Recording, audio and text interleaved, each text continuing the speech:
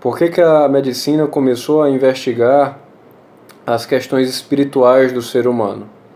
Bom, existem duas respostas possíveis para isso, e isso não é cópia de algum autor, isso é minha impressão pessoal diante das leituras que eu faço sobre. Primeiro, existe a questão do adoecimento psíquico. Eu digo psíquico principalmente do que o físico, porque o físico ele se expressa no biológico, na matéria, dá para se notar, dá para se ver, existem exames. Mas o adoecimento psíquico, que não necessariamente é aquilo que a gente encontra dentro da psiquiatria, como um transtorno psiquiátrico, um transtorno mental, um adoecimento mais amplo, digamos assim, né? Por exemplo, sentimentos de raiva, irritabilidade e tal, que geram um sofrimento humano e que geram uma disfunção nas atividades, sempre foram pauta de pesquisa da medicina, né? Então o adoecimento psíquico acaba tangenciando algumas questões da espiritualidade, entende? E por isso que acabamos, na pesquisa sobre o ser humano como um todo, também pesquisando a sua função transcendente, né, a sua função espiritual, que é inata à condição humana, né? É diferente da religião. A religião é uma escolha, mas a espiritualidade é uma condição da existência humana. E o outro caminho para que a medicina busque a espiritualidade é também que não tem a ver com adoecimento, mas tem a ver com uma coisa mais subjetiva, né? É a questão do propósito, do sentido da existência, porque assim, a ciência avança em uma direção muito material. E existem coisas que são muito complexas, que não se expressam do ponto de vista material. Então, o porquê da existência do ser humano, a questão da morte, o que acontece depois da morte, por que precisamos viver e morrer, tudo isso é pauta que acaba levando à pesquisa também da espiritualidade, né? Essa insatisfação no desconhecimento que faz com que a gente aprofunde, mergulhe na espiritualidade humana.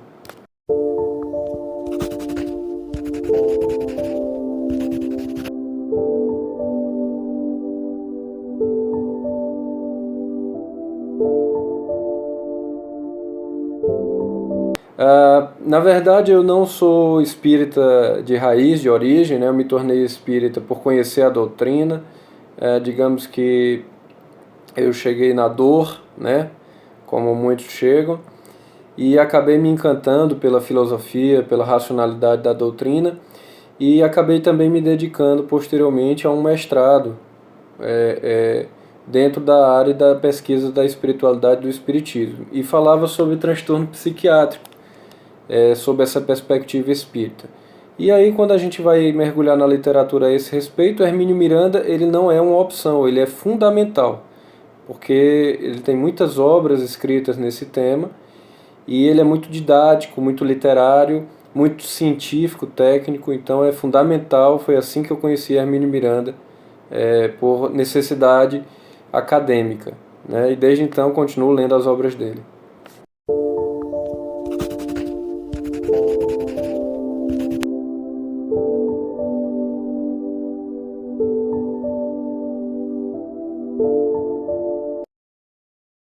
Nesse livro, Hermínio Miranda vem fazer uma leitura, né, uma revisão literária de alguns casos mais emblemáticos da medicina em relação ao transtorno dissociativo de identidade, naquela época conhecida como transtorno de personalidade múltipla, né?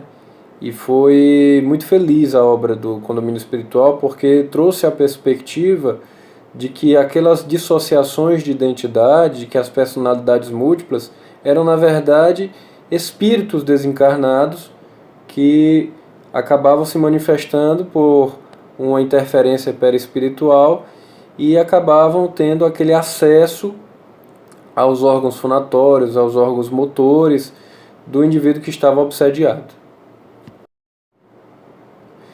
Então, o Hermínio Miranda, no livro Condomínio Espiritual, vem mostrar com argumentos, com bom senso, com um estilo técnico, acadêmico, a possibilidade de que esses eventos, de que esse transtorno psiquiátrico não se tratava de algo do próprio ser, causado dentro da consciência do ser, mas algo realmente mediúnico, né, uma interferência mediúnica. No caso, como é um transtorno, uma interferência negativa. E o livro Condomínio Espiritual vem trazendo isso de maneira muito bem explicada, didática, como, por exemplo, o caso da Síbio, né? Que tinha 16 personalidades e, na verdade, eram 16 espíritos, eram 16 seres desencarnados que se manifestavam através de seu corpo.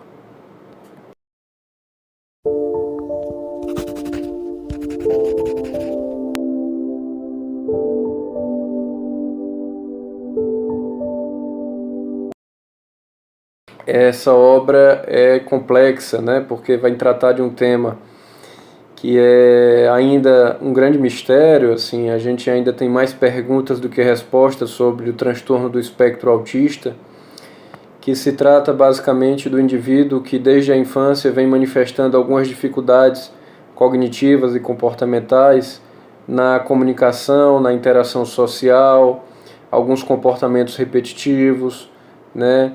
Às vezes vem acompanhado de déficit cognitivo, e é um transtorno de difícil tratamento, cujas medicações fazem pouca diferença no quadro, que exige uma assistência multiprofissional, né, com psicopedagogo, com psicólogo, terapeuta ocupacional, para desenvolver essas habilidades. E na obra do Hermínio Miranda, que ele vem falando do autismo, ele vem trazendo uma explicação espiritual para o autismo, né, falando que na verdade, o espírito que vem naquela encarnação vestir aquele corpo físico, né, ele sente uma dificuldade de estar naquele novo ambiente, na materialidade, né, de perder a sua liberdade, de enfrentar o que é da lei de causa e efeito, e ele acaba se refugiando dentro da própria consciência.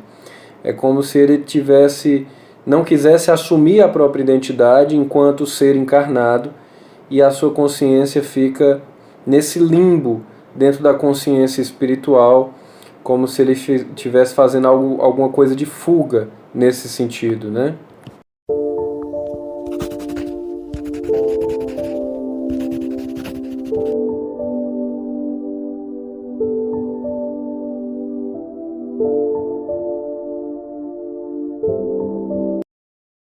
Olha, eu vejo com entusiasmo, com esperança. As pesquisas comparadas à grande maioria das pesquisas que são mais biomédicas, né? Elas ainda são poucas relativamente, mas elas vêm crescendo em número, vêm crescendo em qualidade, vêm automaticamente abraçando muitos conceitos que são espíritas, falando da mediunidade, experiências anímicas da consciência, que a gente vê muito na anomalística, na área da anomalística, né? Estudando isso. A própria psicologia transpessoal vem avançando, vem ganhando espaço, as terapias holísticas, né? E também posso falar com um certo entusiasmo, porque no Congresso Brasileiro de Psiquiatria em 2019, um dos grandes pesquisadores hoje, talvez o maior pesquisador do mundo, que é um brasileiro dessa área da espiritualidade, da área médica, que é o Alexander Moreira Almeida, é expoente, fundador do NUPS, Núcleo de Pesquisa em Espiritualidade e Saúde, professor da Universidade Federal de Juiz de Fora. Ele apresentou numa mesa redonda a pesquisa de Ian Stevenson para os psiquiatras, né?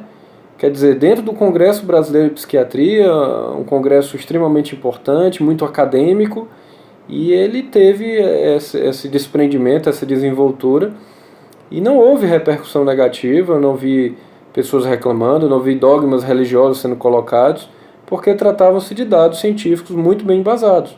Então isso me parece bastante promissor.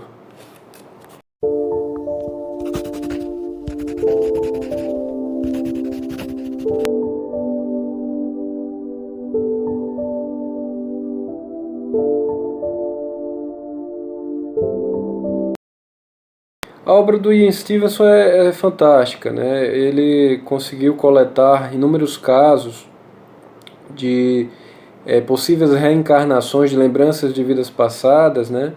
Fez um catálogo dessas reencarnações em um número bem entusiasta, né? Digamos assim, ele fez mais de 20 mil casos, se não me engano, dessas notificações, dessa coleta de dados, né? E com evidências muito claras, né? Evidências essas que não poderiam ser refutadas pela ciência. Mas ele ainda foi reservado em dizer que eram sugestivos de reencarnação, que não era prova de reencarnação, uma vez que é preciso muito um estudo mais aprofundado para poder chegar nesse conceito, né? Nessa veracidade da reencarnação enquanto estrutura da realidade.